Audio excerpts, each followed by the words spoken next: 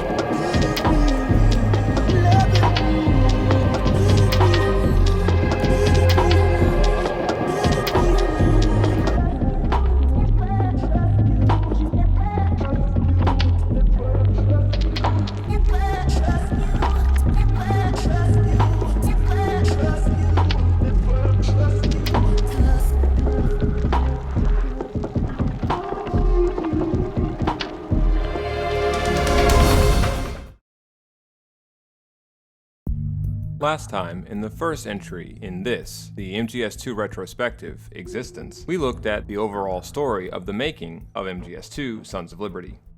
Now we'll be looking at the Tanker chapter. A number of differences exist between the script for the Tanker chapter and the finished product. For starters, Snake would have originally used a parachute to infiltrate the tanker. Ocelot, meanwhile, would have observed him with night vision goggles. And there are also things in there that didn't make the final cut, like Snake's rapid aging and Ocelot's new arm being much more obvious. But the biggest differences had to do with Metal Gear Ray itself. In the script, Ray is much more like a giant, living, breathing, radioactive monster, which transforms by taking in seawater from a snail-like creature to a bird with a long tail. It would have emitted poisonous water from a steadily growing tumor that changes into the tail, and its hull would have been more opalescent, like a pearl. However, a major aspect that the finished game faithfully does execute from the script is striking an uncanny resemblance overall to MGS1. To showcase how this relates to MGS2's wider themes as a whole, before we go into specifics, let's discuss in greater detail Richard Dawkins' memes.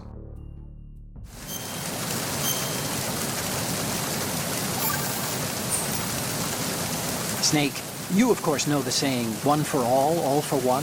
What is this all of a sudden? Oh, I figured you'd need a lot of motivation, so I came prepared. It's from the Three Musketeers.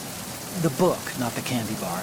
Anyway, it means that if you go up against everyone by yourself, they'll gang up on you too, I think. Since you're on your own on that ship, you need to take this to heart and avoid confrontations. How was that? Just like the old days, huh? Almost reminds me of Mei Ling. But you sure you got it right? Of course. And I'll teach you a lot more of these. You can count on it. Great. Dawkins thought that, as I mentioned before, memes and not genes explain how things like culture get passed on. But what defines the meme as a replicator is the act of imitation. When you were conceived, you didn't emerge as an exact replica, a clone, of either one of your parents. That's because genes don't get passed down as perfect copies, but as what we might call variations along continuous themes. The process of transmission itself causes new changes to emerge via mutation and other factors. This way, life doesn't just endlessly loop, it evolves. It doesn't endlessly repeat, it mimics. It replicates, but imperfectly so. Say again, please. Houston, we have a problem. Otacon, we have a problem. Dawkins argued in The Selfish Gene that the same sort of imperfect mimicry and replication can also describe what he dubbed memes, or units of cultural transmission. And this echo-like quality is what we see with MGS2 relative to MGS1. Let's see how. Let's look at the opening of MGS2 from the perspective of memes and the question of substance. We begin with the conceit of invisibility. Optics are poor in the midst of a rainstorm, after all, and we can't even be sure this is Snake initially, given we can't even see his face. Remember, this was a completely different form of Snake from MGS1. Then, just as we think we'll be given a glimpse at the figure's substance, in other words, at who he really is, we're betrayed. The only substance we get is not only literally invisible, all it provides us with is a reference to the stealth camo from the first game. All it gives us is a meme. Next, we can see Snake trying to blend in with the bridge. First, he was disguised as a faceless pedestrian, and now a famous landmark. His whirling acrobatics that follow are a nod to the single most identifiable superhero with New York, Spider-Man. And when Snake lands and sends electricity flying everywhere, to me it feels loaded with two memes at the same time: the Terminator and the famous story of Benjamin Franklin and electricity. Meanwhile, the tanker as a structure combines not two memes, but at least four.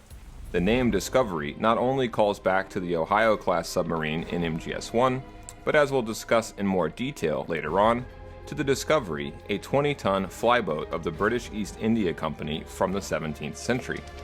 The Discovery was not only used by Henry Hudson to discover the length of the Hudson River, but was also one of the three ships that, in 1607, was used to found Jamestown, and was later also used by the famous early American governor John Smith to explore the wider Chesapeake Bay. In fact, later there's a direct reference to yet another voyage by the Discovery when it's revealed that this Discovery is headed for the Bermuda Triangle. The namesake vessel was used in an ill-fated attempt to reach Bermuda as a supply trip in 1610, which by itself didn't end terribly but would prove an ill omen for Hudson's expedition in search of the Northwest Passage with the same ship shortly thereafter. But that's just the name. The ship itself bears a strong resemblance to that seen in James Cameron's Titanic, which was one of the biggest Hollywood smash successes of the entire 1990s. That film will come up for us again and again. However, there's a major difference between the two ships. While the Titanic features a row of funnels, one after the other, the Discovery here features two side by side. This, to me, strongly resembles the Twin Towers of the World Trade Center, the history of which we'll be discussing later on.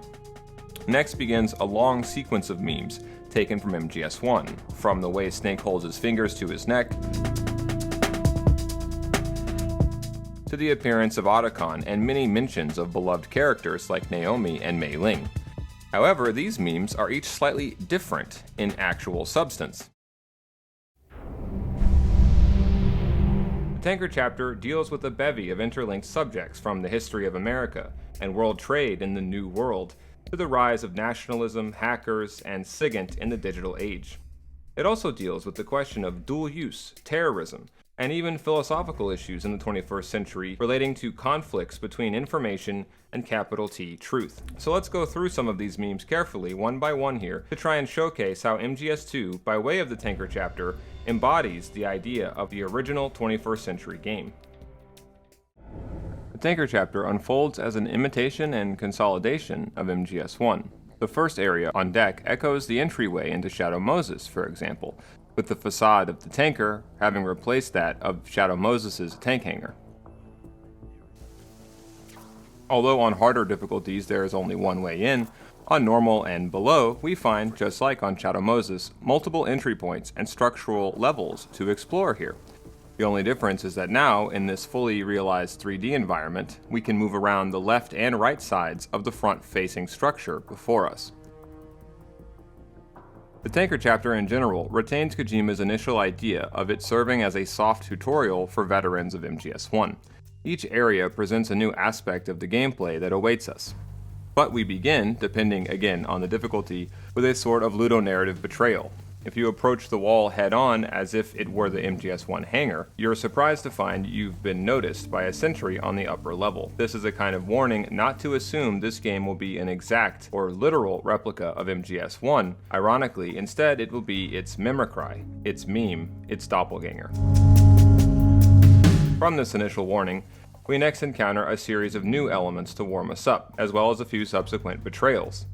One of the first introductions we get is the dynamics of shadows that have been implemented in MGS2. Then we're introduced to lockers, guard radios, and corridor-hugging close quarters combat. If we really poke around, we can also discover things like hold-ups, bandages, breakable glass, hanging mode, clearing mode, and evasion. Not to mention environmental dynamics and mechanics like the steam that you can create by shooting pipes, footprints, and catching a cold. There's a certain Mario-like traditionalist structure as we advance to greater and greater challenges by literally climbing our way up. Then comes another tutorial by way of a test, the boss battle with Olga. After defeating her one-on-one and then a whole squad of commandos lower down, it's all the way down into the holds for a sneaking mission we can't shoot our way out of. And it's here the initial idea of a time limit during a nuclear inspection rears its head, albeit in a very altered form. This all culminates in the literal show-stealing Ocelot, who, in the first of many boss battle subversions, doesn't even give us a chance to fight Metal Gear Ray. Further, there are a number of examples of how the tanker chapter substantiates the idea of a Hollywood game. The entire ship functions as a kind of ultimate movie set, replete with props, monologues, recasts, stage lights, and even a viewing theater. Snake's trapeze act resembles a stuntman hanging by an invisible wire, and the rousing dramas provided by the borderline soliloquies of Olga, the Commandant, and Ocelot are award-winning caliber, to be sure. But we also find sly nods, or memes, derived from other Hideo Kojima games like Police Knots. The way Snake makes one giant leap for all mankind to kick off this, the original 21st century game, it echoes Jonathan's Space Trek, which starts off Police Knots. Meanwhile, the way where you hit the enemy determines how well you've neutralized them resembles Police Knots' target practice minigame. And both games feature an auto-lock system that feel different yet related. Further memes and allusions present here also include the many films from the aforementioned Titanic to others like Alien, Jaws, and disaster genre films in general like Armageddon. And of course, the investigation aspect strongly resonates with Kojima's much earlier game, Snatcher. Technically, aspects of the original idea of a UN-based nuclear inspection a la UNSCOM remain as well. Of course, the only difference is that instead of inspecting Iraq, we're inspecting the US Marine Corps. The tanker is a sort of island. Snake uses stealth camo like we saw Otacon use back on Shadow Moses Island. And the intro, where Snake looks around using his camera, echoes the meme of him looking around with binoculars during MGS1's intro. Meanwhile, Ocelot's opening line of foreshadowing resembles the one by Liquid that starts off MGS1. Instead of snow in Alaska, we get rain in Manhattan. Instead of American Special Forces sentries, we get Russians. But they're led by Sergei Gerlukovich, a character who first showed up in name only back during MGS1. It was Gerlukovich who had supplied the Sons of Big Boss with weapons and equipment. He did this to obtain Rex, but Liquid planned to betray Gerlukovich, just like Ocelot does at the end of this chapter. Speaking of betrayals, it is through a series of subversions that the tanker chapter uses both story and gameplay to get across the concept of memes as mimicry. There are many stand-ins and fake-outs here, from the Phantom Raven, who turns out to just be a toy, to the use of the Czech-made Semtex instead of the American-made C4, to the pictures of models in lieu of real women, to Olga's resemblance with Meryl, and her use of both a Soviet covert ops pistol and the US-used German-made Heckler & Koch USP, or Universal Self-Loading Pistol. Even the acronym USP could be construed as a sort of fake-out, given many might assume that the US there stands for United States, given it is used almost exclusively by US military forces. There are, of course, the really major betrayals we see at the end of the chapter via Ocelot. Everywhere we look, we find nothing but deception and deceit here, forms that betray their own presumed substances. Okay, so what are some other mimics that we find in the tanker? Well, for starters, there's the tanker itself, which, much like the Shadow Moses facility, has been camouflaged. However, there's an ironic inversion at play. Shadow Moses was actually a private sector R&D plant, whereas the Discovery is really a Marine Corps vessel. We eventually learn the Discovery's destination is somewhere in the infamous Bermuda Triangle. Now, this is some truly excellent foreshadowing. According to the National Ocean Service, the Bermuda Triangle, quote, is a region in the western part of the Atlantic Ocean in which ships, planes, and people are alleged to have mysteriously vanished, end quote. That makes the name Discovery itself a kind of betrayal, a setup for the opposite of what we get, given what happens by the end, which is not so much a discovery as it is a disappearance. We'll be delving into American history in great detail next episode, so for now, let's just look at the other big meme conjured early on here: hacking as a form of political and philosophical radicalism, as a kind of neo-American revolution. When the photos are in, we'll put them online and blow this whole thing wide open on the web. Don't you think that the authorities will just shut us down? Probably, but it won't matter.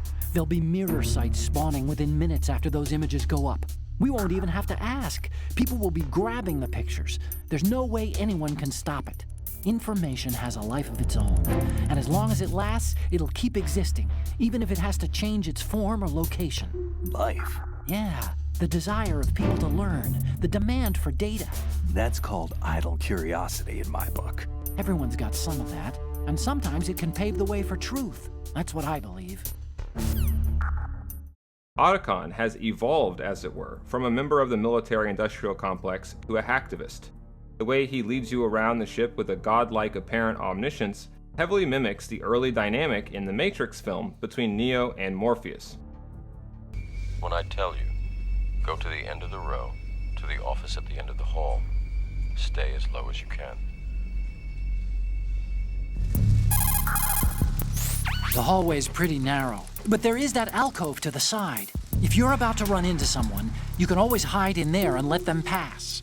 Hal mentions in the beginning that he's hacked into the Pentagon's classified files, which, although as we'll see is only a half-truth, empowers your new outfit, Philanthropy, to do something as staggeringly asymmetrical as this mission. It's the E pluribus unum manifested in the flow of information that makes Snake, Otacon, and the rest of Philanthropy greater than the sum of its parts. One man, we're being shown, now in the digital age, has the power to potentially change the entire world in a way that would have taken a whole centralized army to accomplish in the 20th century. However, almost right away, we're also shown this liberation effect cuts both ways. The tanker runs on a centralized computer system which only requires 18 men to hijack. The Russian nationalists don't need a giant army or huge stockpile of weaponry. With just one revolutionary piece of technology, Metal Gear Ray, this relatively small-scale force can operate as a meme representative of an entire nation. Judging by their transport, aren't they some kind of military commandos? Not necessarily. It could be the KA-62, the civil model. This is dual use, defined by the US Department of Commerce's Export Administration regulations as having civil applications as well as terrorism and military or weapons of mass destruction related applications, end quote. The worry is that a dual-use export could be obtained legally for civilian purposes only to be used for military ones. Here we should think about the tanker itself, which looks like a civilian vessel while secretly housing a kind of WMD. This, in turn, represents the new kind of threat emerging in the information age, where forms can be digitally separated from their substance, and where a global economy can only function, as it were, on autopilot. It's a lesson Snake and Otacon have to learn the hard way when they're tricked into believing the form of information they're provided by an anonymous tipster claiming to be Emma Emmerich has the substance of total truth. But it only contains a grain of truth, one designed to lure Snake onto the tanker solely so he can be framed by the Patriots for sinking it. A big theme we're seeing carried over or mimicked here from MGS1, in other words, is skepticism towards the safety and security in this era of so-called peace. Though by the debut of MGS2, America would be at war again, importantly, this war would resemble nothing of the substance of any war before it. The so-called global war on terror would be in effect a police effort, a hybridization of law enforcement and military engagement, decentralized and centralized forms of power. This in itself showcases the general idea of dual use, given how policing can also serve now as a form of warfare, and vice versa. We can see the future of 21st century warfare embodied in Gerlukovich's unit, who swiftly mobilize with black choppers and conduct SWAT team or special forces maneuvers. This is precisely the kind of engagement practiced in suppressing small-scale regional conflicts, police actions, and civil wars that in MGS1 we were told was Foxhound's specialty. But unlike before the 20th century, what we're seeing here is also a mimetic evolution out of the subterfuge and secrecy characteristic of the Cold War.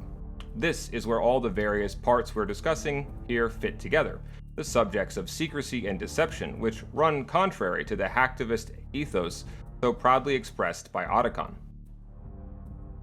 With the advent of information technology, a new school of self-styled revolutionaries emerged out of the countercultural crucible of the radical 1960s.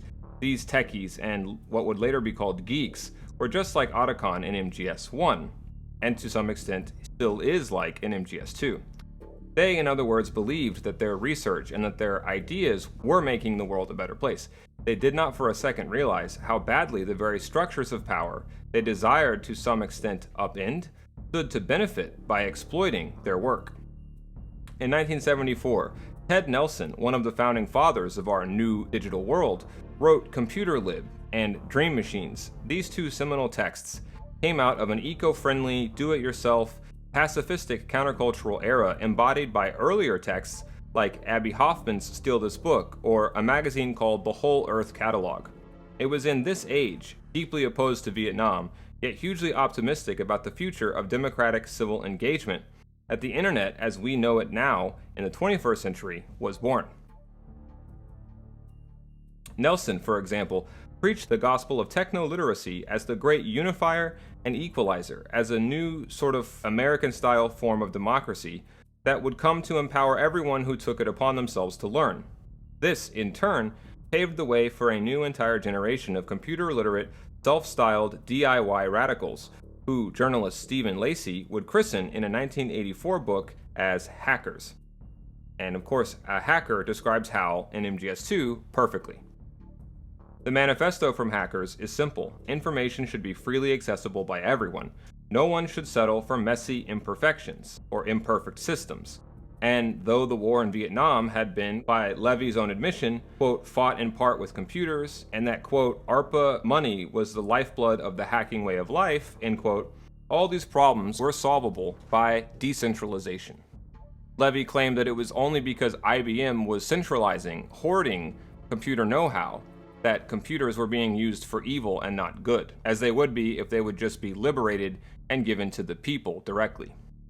This is nearly exactly how Otacon sees the prospect of a new Metal Gear to rule them all, as unfairly centralized information that needs to be shared to be liberated in order to be neutralized as some sort of threat. The hacker ethic Otacon believes in mimics the ideology known loosely also as lowercase l liberalism. In liberalism, the free flow of goods are thought to engender certain underlying political norms, like democratic representation and the rule of law. Centralizing power, in the form of, say, a monarchy or a dictatorship, cuts the state in question off from the goods and the ideals that serve their true best interests, or so liberalism claims. The core philosophy shared by both hackers and technocratic, or so-called neoliberals, was well expressed by Ronald Reagan back in 1989. In a speech directed to the English-speaking Union and delivered in the, quote, historic heart of London's financial district, according to the New York Times, Reagan said, quote, "Information is the oxygen of the modern age. The knowledge it brings seeps through walls topped with barbed wire, while electronic beams blow through the Iron Curtain as if it were lace," end quote. The collapse of the Cold War and the Soviet Union followed shortly thereafter.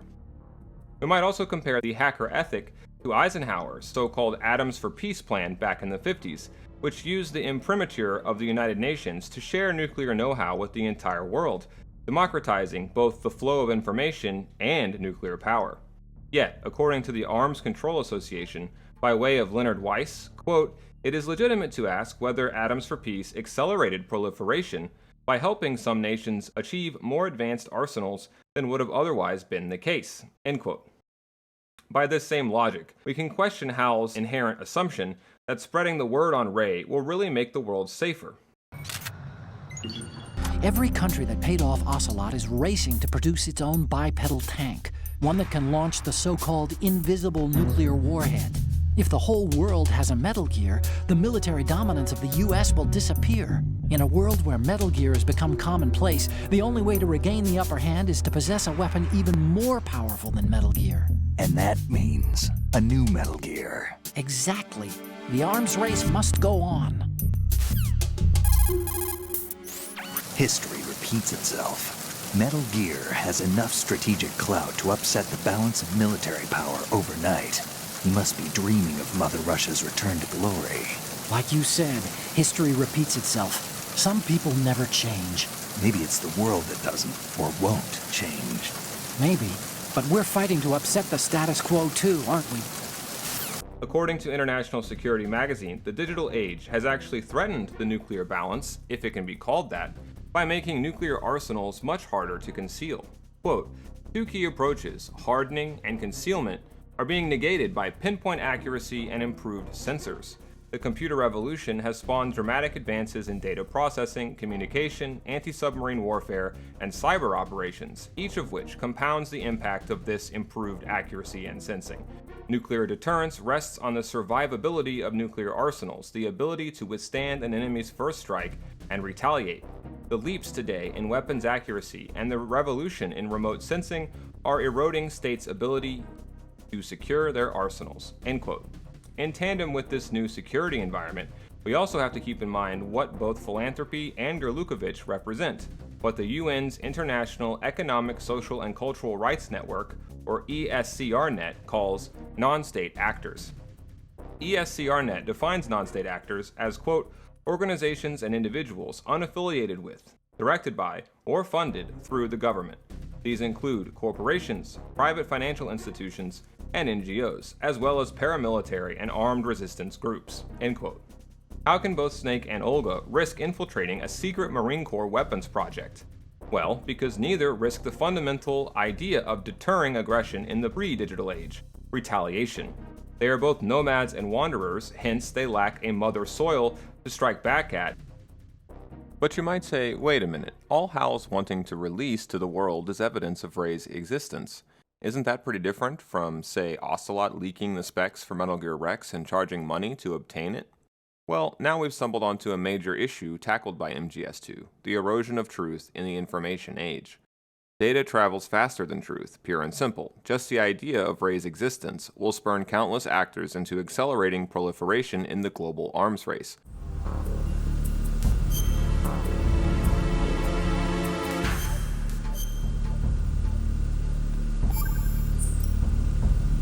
The Chinese have a saying, "Those who are lost never question a path, and a drowning man doubts not the shallows." And it means that you need to make use of other people's help, otherwise you could be in trouble. If you're lost, you don't even know whether a road you come across is a right one. He's only focused on the short-term effects of what Ray's exposure will do to the Ray project, not to the inevitable counter-Ray project that this leak will in all likelihood produce. This is just like the original school of hackers in the 1970s, whose hard work at making the world a more peaceful place and more democratic, more liberal place inadvertently cleared the way for the technologically driven resurgence of nationalism in the 90s and in the 21st century under the umbrella of what the military has called the revolution in military affairs.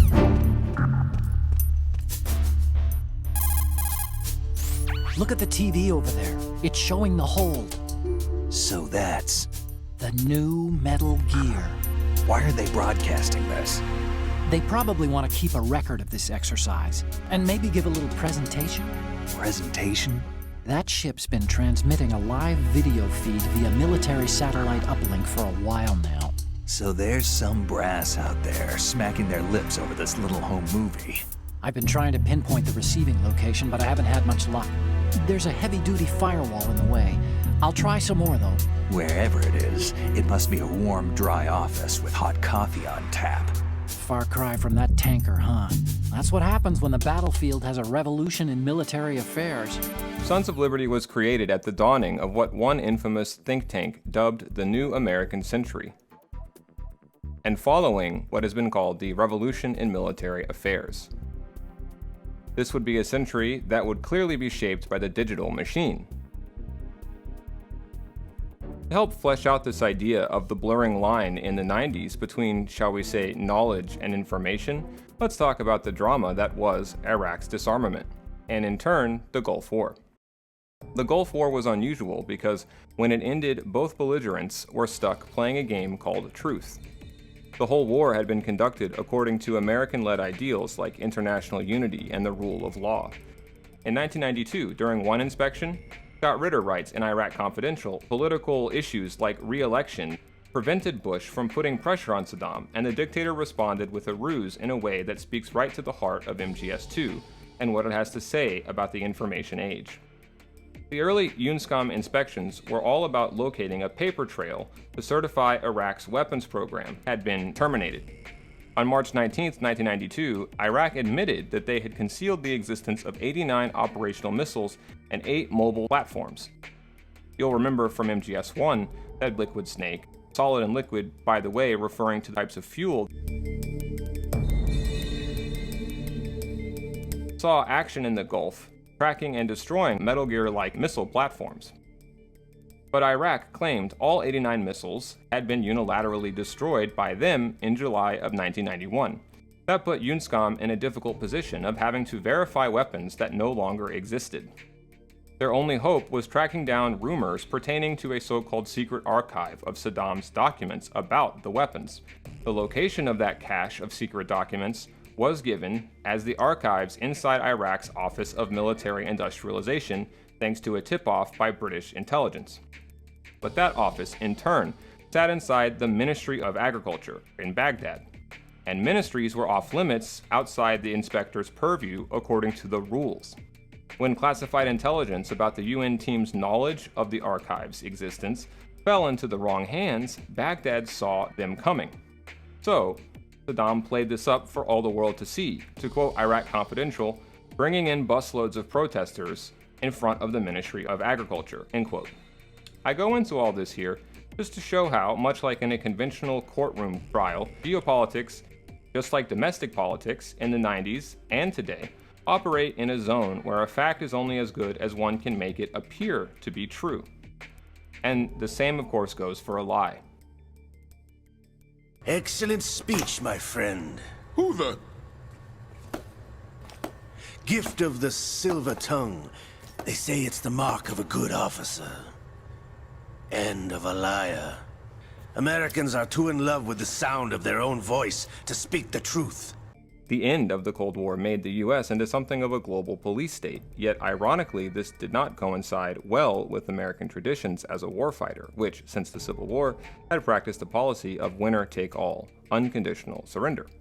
The Gulf War was waged with a limited and clearly defined objective, to drive Iraqi forces out of Kuwait. Hussein was badly damaged economically by the Iran-Iraq War, which had transpired across the entire 1980s. The little-known secret was that the conflict had been exacerbated by it becoming a proxy battle within the Cold War. Well, the truth isn't so clear-cut. East and West played a geopolitical game of revolving doors, sometimes supporting Iraq and other times Iran. Perhaps the best illustration of how politics compete with reality whenever it plays out on the world stage is to begin with the USS Stark incident. You know how the Patriots end up publicly blaming Snake for the downing of the tanker? Well, something rather similar happened on May 17, 1987. In a way, it would be the overture to the prologue for the 21st century, that was Desert Storm. At the time, the US was backing Baghdad against Tehran, yet mysteriously, a reportedly Iraqi pilot in a French attack aircraft, Dassault Mirage F-1, fired French-made Exocet anti-ship missiles at a naval frigate and nearly sank it into the Persian Gulf.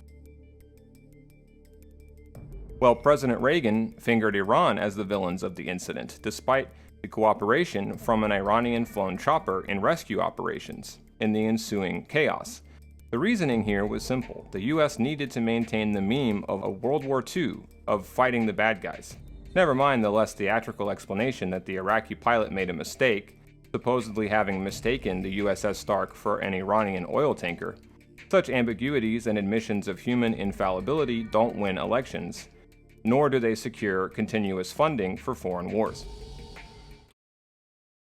The United States this afternoon acknowledged that a missile from an American ship in the Persian Gulf shot down accidentally an Iran Air passenger plane with 290 people on board. All of those people, passengers and crew, believed to have died in the crash. The nearly exact same scenario played out in reverse gear.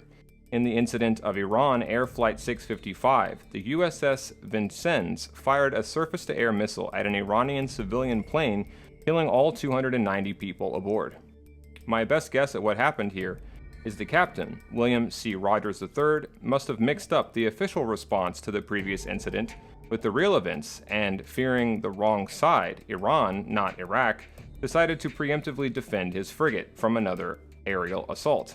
Whatever the truth, the 1988 incident demonstrates the new emerging era with the fading out of the Cold War, and how it will no longer be one of warriors and wars, but of law and order. Iran and the US would settle the issue in 1996 with the International Court of Justice to the tune of $61.8 million that the US paid in compensation. Baghdad's decision to annex Kuwait on August 2, 1990 was framed first and foremost as a violation of international law. After Hussein refused to go home past the deadline provided by the UN, something unprecedented, even revolutionary, soon followed. The UN, with Resolution 678 on November 29, 1990, gave its blessing to a military coalition mobilizing against Iraq, led not by its own officials or bodies, but by the United States military, unilaterally. As legal scholar Burns H. Western said at the time, this decision enabled, quote, a delegated, essentially unilateralist determination and orchestration of world policy, coordinated and controlled almost exclusively by the United States, end quote. So much for the rule of law. In actual fact, pre-planning for war against Iraq had began as far back as 1984, when George Bush was still vice president under Ronald Reagan. The global economy, then as now, runs on oil by way of the so-called petrodollar system established under President Nixon in the early 1970s.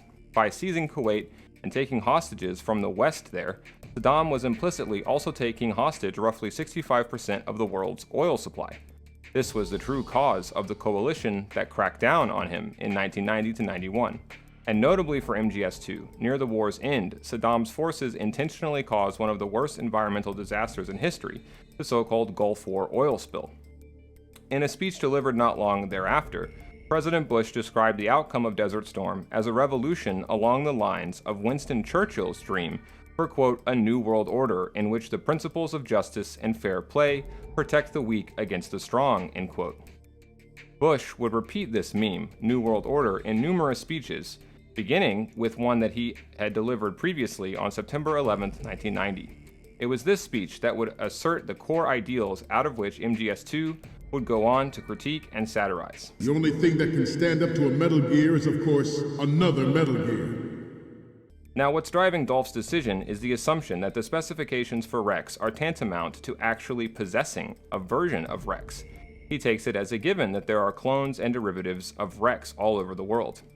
This all seemingly refers to a major crisis in the 1990s after the Cold War called nuclear proliferation, something of course that MGS1 touched on thoroughly. In 1995, Rosalind R. Reynolds, in her dissertation Existential Deterrence, Compromise to Nuclear Dilemmas, wrote that, to quote the foreword provided by the U.S. Air Force's Institute for National Security Studies, States can achieve many of their national security goals through the mere capability of producing nuclear weapons. Existential deterrence may occur without ever having any weapons, as long as a potential adversary believes a state could develop them." End quote. Ironically, Reynolds argues that this works to the benefit of nuclear non-proliferation, given rogue states armed with the know-how of how to construct nuclear weapons wouldn't need to bother with actually making them. It is this somewhat unsettling blur between fact and fiction, rules and reality, virtuality and substance that MGS2's Metal Gear Ray speaks to directly. And Ray, of course, etymologically derives from the sun, which of course is itself a nod to oil and the power of oil, the power of energy, which could also apply to nuclear weapons. Commander Dolph actually recites Bush's meme. "The shift in the balance of power will mean a new world order, and we, the Marine Corps, will play a central role in its military affairs." MGS2 draws parallels between the overwhelming force presented by Desert Storm and the sort that Dolph envisioned for Ray. After all, the Gulf War was an incredibly high-tech war that arguably used technology as a means to justify the US's role as the unilateral global commander-in-chief. The Tinker chapter, to show how memes and pretenses aren't guaranteed for their substances to match their forms, ends by seemingly erasing itself completely and starting the entire game over from scratch. With one shocking betrayal and twist after another, Sons of Liberty seems to kill off Solid Snake, revive Liquid Snake, and all but nullify the threat of a Marine Corps Metal Gear. Even worse, the tanker ends while refusing to provide answers to big questions like what just happened, who's responsible, who were the Patriots, and what's going to happen to Snake. Simply put, we're drowned by a titanic meme spill, where forms and possibilities and ambiguities flood out the transmission of any actual substance. In other words, any truth. This is the ultimate rebuttal to Otacon and his claim that the outpouring of data and the demand for information can lead to truth. As to the subject of existential deterrence, Iraq in fact possessed 0 remaining WMD, but to admit to this truth would have meant voluntarily relinquishing the very power of virtual or theoretical or existential nuclear armament that Reynolds described in 1996. And the CIA, meanwhile, needed the fiction of Iraq's lingering WMD stockpiles to remain in people's minds to further their own goals of a popular movement for regime change. So, irony of ironies, much like the irony that we see between Hal and Dolph in MGS2, both the CIA and Saddam Hussein were serving in some way each other's separate objectives. Dolph's speech goes on to say that rivals within America's own military establishment are actively, he claims, working against the Marines. Now, when Snake defeats Olga, he identifies a US Army Cypher, UAV, snapping photos of his presence on board the tanker. This will be the so-called evidence the Patriots will use to frame Snake in the court of public opinion as a cover for the activities of who they think is their inside man, Ocelot. This veritable cold civil war between elements within the Department of Defense echoes 2 other key phrases for MGS2 originating in the 90s: peace dividend and the culture wars. The peace dividend was supposed to be the result of both the collapse of the Cold War and the rise of the high-tech, cost-effective revolution in military affairs. We already saw back in MGS1 the impact this had in the form of budget cuts and defense contractor consolidation. And here we're seeing the Navy and the Marines, ostensibly part of the same organization, fighting over who's to lose priority and therefore funding. The Marine Corps' defining character is that of an emergency response team in crisis situations. But the Army's been steadily enlarging its own crisis response capabilities, building on the strength of their medium brigade. Analysis is that the Marine Corps sees this as an infringement on their own domain and is more than a little alarmed. We both know that Metal Gear Rex was being developed for deployment by the Army, so it does make sense that the Marines are trying to compete with their own version of Metal Gear. Dolph has had Ray designed to render expensive and giant naval aircraft carriers obsolete. You might think of the Marines here as like the American colonists and the Navy like the British Empire. Dolph is proposing, in other words, a kind of American Revolution. But the second key phrase here is, as I said, culture wars. With the victory achieved over the Cold War in the 90s, both American parties, not unlike its branches of militaries that we see here, began to squabble over the spoils. And we'll talk more about this concept later on. The tanker chapter overall remains a stunning send-up of American politics in the 1990s. The way Dolph uses his daughter in this speech as part of his argument echoes presidents and legislators both left and right. Meanwhile, Otacon's naivete plays right into the hands of the Patriots.